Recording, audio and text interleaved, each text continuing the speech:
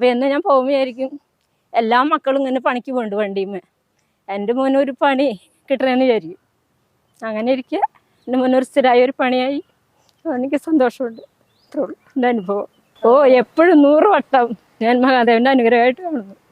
കാർപ്പിളിക്കാവലമ്പലത്തിൽ ഞാൻ വരാറുണ്ട്. എനിക്ക് ഇവിടെ വന്ന് തൊഴുമ്പോൾ ഭയങ്കര സന്തോഷവും സമാധാനമൊക്കെ കിട്ടാറുണ്ട്. എനിക്ക് ഈ വിഷമമൊക്കെ വരുമ്പോൾ ഇവിടെ വരുമ്പോൾ എനിക്ക് നല്ലൊരു സമാധാനം, ഒരു പോസിറ്റീവ് എനർജി എനിക്ക് എപ്പോഴും ഇവിടെ വരുമ്പോൾ കിട്ടാറൊക്കെ ഉണ്ട്.